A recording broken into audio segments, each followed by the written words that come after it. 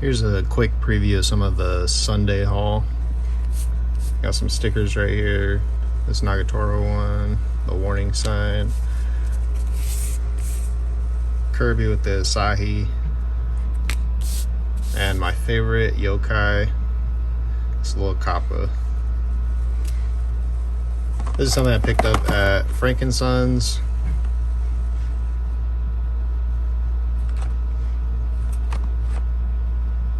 Pretty sweet. Hard to find this box in particular. Picked this up this weekend as well. Here's the con badges. We're going to be doing an unboxing of this Dio. And this little meme from, I think it's the Idol Project or something weird like that. Never seen the anime or whatever it's associated with, but there's a pretty sweet skyline there with a gigantic plushie of this. So it's kind of like a little bit of a meme for me to have. I'll put the picture of the skyline right now. So here's the Dio figure. It's a Grandista figure by Banpresto. Pretty gnarly figure to go with my JoJo collection. I'm not a huge fan of these Grandista, however you pronounce it, figures. They're kind of static in my opinion. There's not too much going on, but at the same time, they're pretty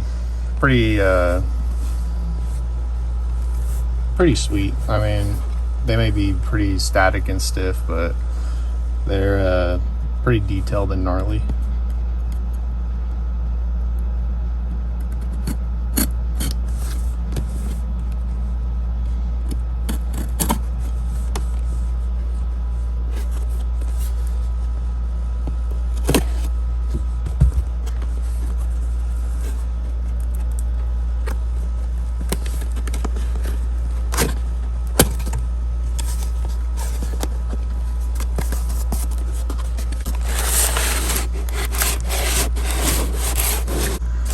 Question with these is always going to be, are you going to have to build anything, or is it just going to be one boring figure? Awesome. This is actually a lot bigger than I thought it was going to be.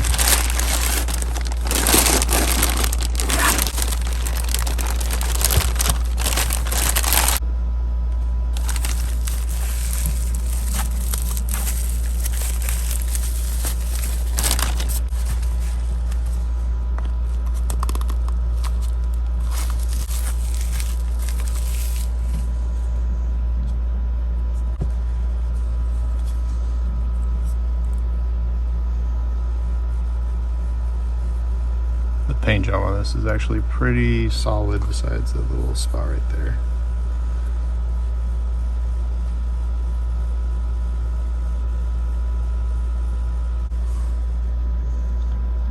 Just a little size comparison. I have a huge Jotaro figure. And they're actually pretty much the same size. Except I believe this one is retailing for about $30 more.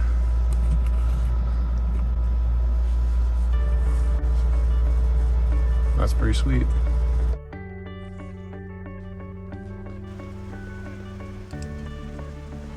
So now that we got the haul over with, we'll go ahead and go into the actual Animanga con itself.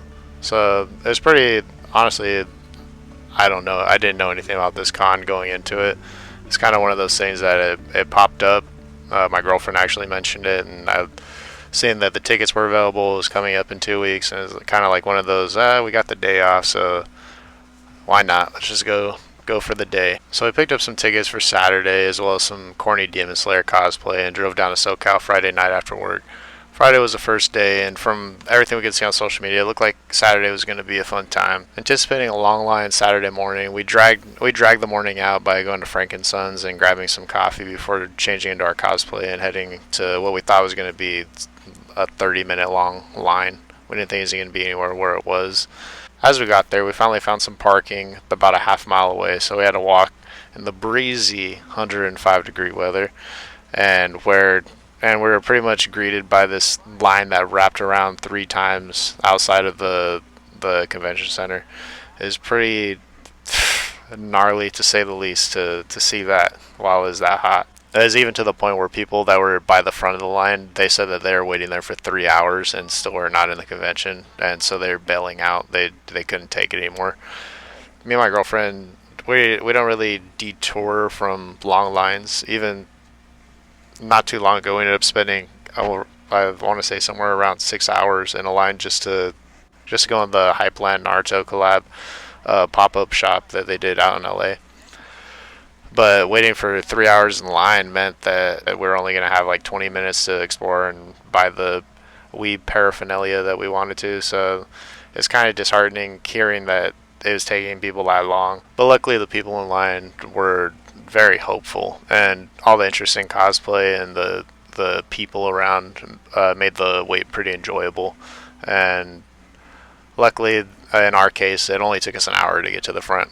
As we kind of seen things getting moved a lot faster. It's kind of like the security kind of realized that they're messing up, because earlier that day they had something like 6 people get sent to the hospital for heat-related injuries, and I'm sure they didn't want to be responsible for more, so they just started letting people pile in. Literally, as we got on scene, we watched like an ambulance driving away. That's how wild it was. I'm usually pretty quick to blame those kind of things on personal responsibility and people just like not drinking water and doing like the basic stuff, but the convention had like no like artificial shade outside. There's no kind of like awnings or anything that the